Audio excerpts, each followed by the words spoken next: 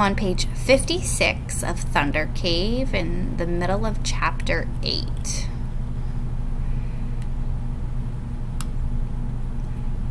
Right about here.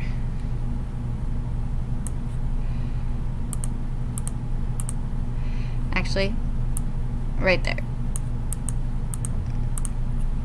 It doesn't matter, he said. He has no power to stop this. Stop what? Tall didn't answer me. In fact, he stopped talking altogether and just stared at the water going by. I'd learned the best thing to do was wait. Sometimes he'd come back and sometimes he didn't. Half an hour passed. I sat next to him and looked at the water and wondered what he was seeing. Look at the white spaces. In Tall's case, the white spaces were huge, much too large to understand. I have something for you, he said. I looked up at him. He was staring at me, and I wondered how long he had been watching me as I looked up at the water. He stood up. It's in my room. I checked my watch and saw that it was exactly 11 o'clock. I wondered if he'd still be with me when he woke up from his nap. He walked slowly to the building and into his room. Inside was a small desk, a bed, and next to it a nightstand with a lamp on it. On the desk was a photo of me taken several years ago and a photo of my mom and dad at the Hopi Reservation in Arizona. They were smiling and waving out the window of an old abandoned pueblo. It was the only time we had been there. I brought some photos and letters from Dad, I said. I was wondering if you could keep them for me until I get back. I held out the manila envelope. He took it without looking inside and put it in the desk drawer. He then opened another drawer and pulled out a small cardboard box and handed it to me. Inside was a Hopi Kachina figurine, about 5 inches long, carved out of the root of a cottonwood tree. It was the smallest Kachina I'd ever seen. The Kachina are the spirits that helped us learn the art of surviving in this world, he said. They are with us from December to July. After that, they go back. I held the figure in my hand and looked at it. Did you make this? No, he said, sitting down on his bed. It has been in the family for a long time. It looked very old, and I didn't want to lose it on my trip. Maybe I should leave it here, I said. No, you keep it.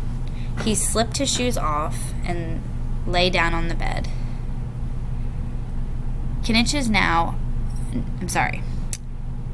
Kachinas know how to take care of themselves. They like to travel.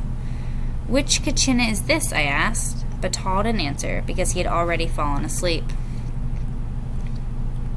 I played chess with Peter while Tall slept, but my head wasn't into it. After beating me twice, he asked if I wanted a rematch. I looked at my watch. Not today, I said, and stood up. Tall should be up by now. I want to say goodbye, then catch my train. I walked into Tall's room, but he wasn't there. He must have gone back to his chair by the creek. I went out back and looked, but he wasn't there either. I saw a couple of people where he was, but no one seemed to know. I went back inside and found Peter. I can't seem to find my grandfather. He's not in his room or out back? I shook my head. Well, he can't be too far, Peter said. We searched the home, then went back outside. Still no sign of him. I began to worry that he wandered away. If that happened, there was no way that I could leave. Peter found one of the nurses. Have you seen Lanza? I think he's in the basement, she said. The basement? Both Peter and I were surprised. I didn't even know there was a basement. What's he doing down there? She shrugged her shoulders. A couple of hours ago, he and Frank and a few others said that they were going down there to work on a project. Mary was with them, so I don't think it was any big deal. Mary had been a volunteer at the home for years. He didn't take his nap, I asked. I guess not, she said. I wonder what the old bird's up to, Peter asked. I wonder too. Peter led me to the door and opened it. I hoped Tall was down there. I was running out of time.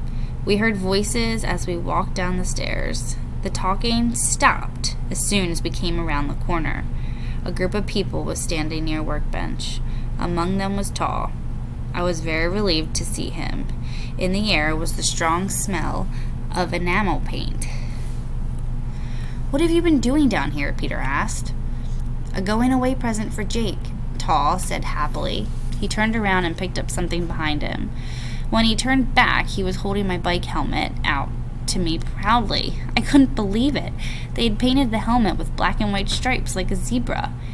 I was too shocked to say anything. I couldn't wear a helmet painted like a zebra, and I wouldn't have time to get another one before I left for Kenya. "And that's not all," he said happily. "Bring it out, Joe." From behind the furnace, Joe wheeled my bike into the light. It was painted exactly like my helmet. "That's something you don't see every day," Peter said. He was right about that. "What do you think?" Tall asked. "I don't know what to say." "We thought you'd like it," he said. "They paint airplanes like this in Africa so they won't scare the animals. We've seen it on television documentaries." So much for the secret. The entire home now knew that I was going to Africa, and Sam would know as soon as he called the home looking for me. "I thought you were taking a nap," I said. I wasn't tired. I looked at him and grinned.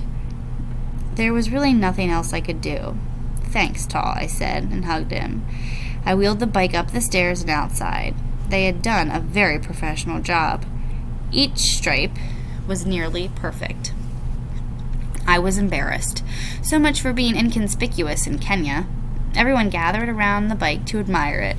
As I put the panniers back on, the paint was still wet.